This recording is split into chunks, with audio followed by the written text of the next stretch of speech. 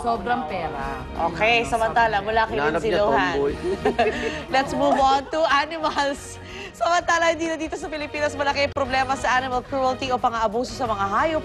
Sa Russia, iniimbestigahan ng mga pulis ang pagpapalipad sa isang donkey gamit ang parasailing.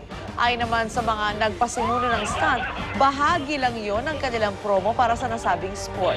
Pero ayon sa mga saksi, kitang-kita sa ere ang itsura ng donkey na animoy nanginginig na sa takot habang nakabitin sa ere sa ibabaw ng dagat. Ayon sa pulisya, nahaharap sa kaso ang mga organizer ng naturang parasailing stunt na posibleng ikakulong nila ng hanggang 2 taon. Mayaman din yan, di ba? Oo. Pero to worse pa to. Oo, naging para donkey yan. Pero, Para donkey. oo. Kung meron naman pong kawawang donkey sa Russia, nakakapanlumo rin ang ginawa sa mga unggoy naman sa Mexico. Dahil 18 maliliit na unggoy ang nadiskubring itinago ng isang lalaki sa kanyang suot na girdle sa pagtatangkang ipuslit ang mga ito sa Mexico City International Airport. At maitinago rin siyang iba pang unggoy sa isang suitcase. 2 sa mga naturang unggoy ang patay na at ikinatuwiran naman ng suspect na kaya niya itinatago sa girdle at suitcase ang mga unggoy ay para hindi raw masaktan ang mga ito kapag dumaan sila sa x-ray machine. At ang mga na-recover na unggoy ay mga tinatawag na titis na endangered species at karaniwang lumalaki lang mula 9 to 18 inches. Pero ang sikip ng girdle. Oh, may girdle. Di ba may mango? Kaya siguro pa na yun, no? Ano yung itsura ng mga titis? Sana may, 18 inches daw. 18 inches? So parang ka nagtago ng laruan. So, malaki din. Tsaka, hindi, paano ba? Malaki 18 din. inches. Parang kami dolls. Tapos siniksik niya. Like a regular monkey size. Pero ang tanong doon, Philippine monkey. Ito tulog maliit ba yung doon. mga monkeys? Kasi syempre kung gising yung kikilos yun, di ba? So baka naman pinatulog pa niya. Bago Siguro gusto nga ng titis, malagay sila sa exi, makita sila, parang pakawalan sila eh, di ba? Nakakausap. Saan bansa ba yan? Mexico. Mexico. Ipupuslit. Grabe naman yung mga... Animal Oy, okay lang. Oo nga. Awa-awa Kawawa nga. naman, oh. 18 inches, oh.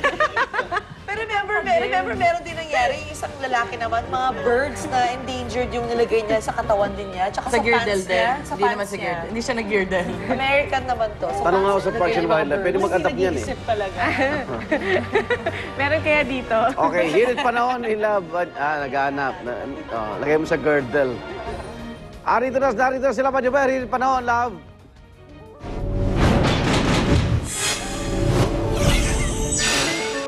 Salamat, Igan, sa mga oras na ito. Mula sa Pag-asa, mga kapuso, wala po tayong bagyo, mga kapuso, kaya gising-gising na, may pasok tayo ngayong araw. Buong bansa naman po makakaranas ng tinatawag nating Intertropical Convergence Zone.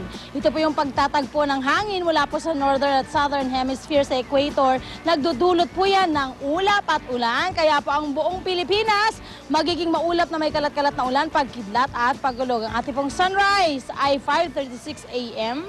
at ang ating pong sunset ay mamayang 6:28 p.m. Narito naman po ang mga temperature and weather conditions sa iba pang bahagi ng Pilipinas. Tandaan niyo po, mga kapuso, sa kahit ano pa bang hamon ng panahon, manatiling alerto at mahinahon.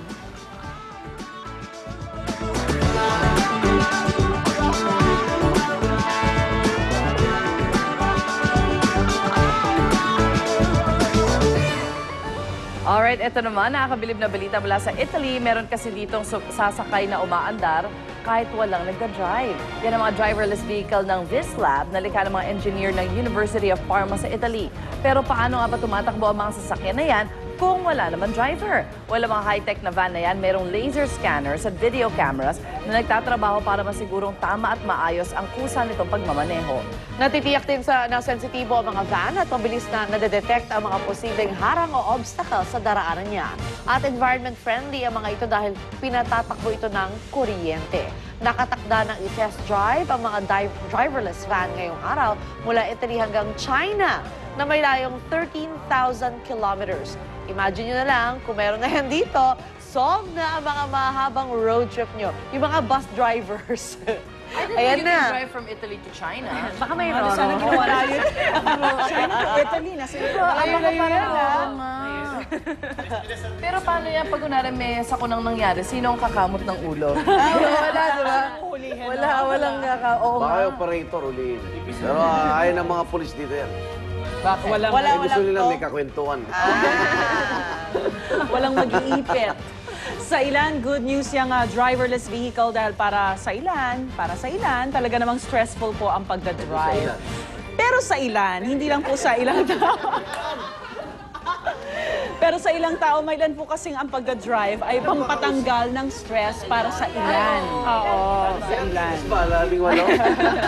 At kung yan po ang hanap nyo, tamang-tama dahil may driving gimmick tayo na-discover. At eto ha, minus the hassle of traffic, sports driving kasi ito na makikita sa loob ng isang mall. Kung ano yan, ibibida na ng ating mga driving instructors na sina Monica at Drew. To may driver talaga. Good morning!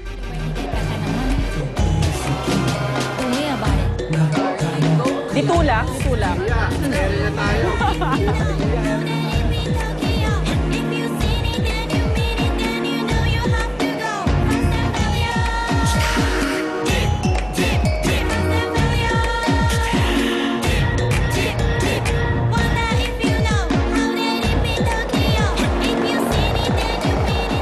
Bad timing, naubusan ako ng gasolina.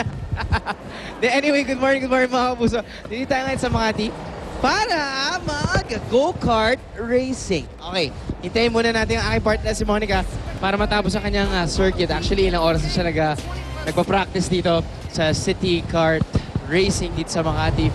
At mukhang nag-enjoy yung bata. Kung gusto nyong mag-shopping, kung gusto niya naman maglakwatsa sa mall, at naisipan nyong mag-go-kart, no problem dahil itong go-kart racing ay situated sa parking ng isang mall dito sa Makati. Partner, kumusta? Ayun! Grabe talagang sobrang fun talaga dito sa City Go-Kart Racing. At ang kagandahan dyan ha, dahil dito mismo sa Metro Manila mo ma-enjoy yan. So hindi mo na po kailangan pumunta out of town para ma-enjoy itong racing na to. First time mo? First time? Second time actually. Second time. Enjoy ka naman? Sobra! Ang bilis mo, you're doing 2 kilometers per hour. Naks talaga yung sinubukan mo yung ano ko ha. Hindi. Kasi ba usually, ilang beses na natin feature mga city kart racing also. They transferred from Sukat. Yes. Dito na ngayon sila sa Makati para mas abot kaya, mas madaling ang Mas puntahan. malapit. Mas accessible yan. At they have 32 different racetracks for you guys to enjoy. Yes. So marami kayong choices. Pwedeng doon sa mga beginners. Meron for expert level tulad mo. And para sa akin, mga beginner level nga. Sinong magwawagi sa amin dalawa? Ang masisagot ko dyan, si Monica, dahil mga babae, talagang harut-hut pag mag-drive.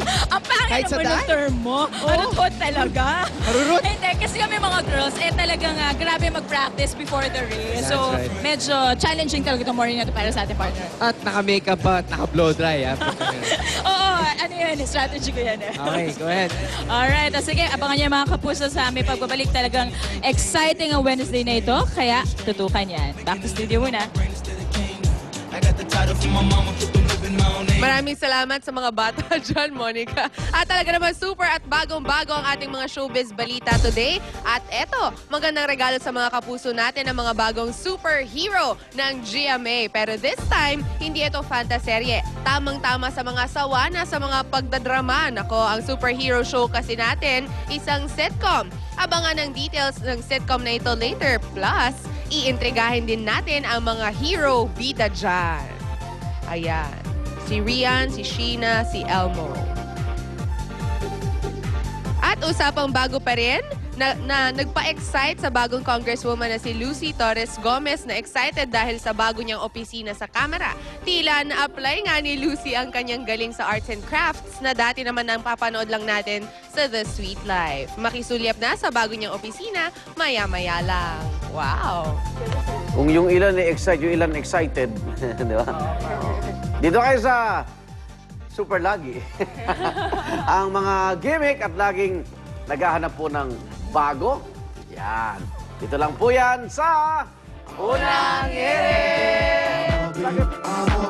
I'm a beat.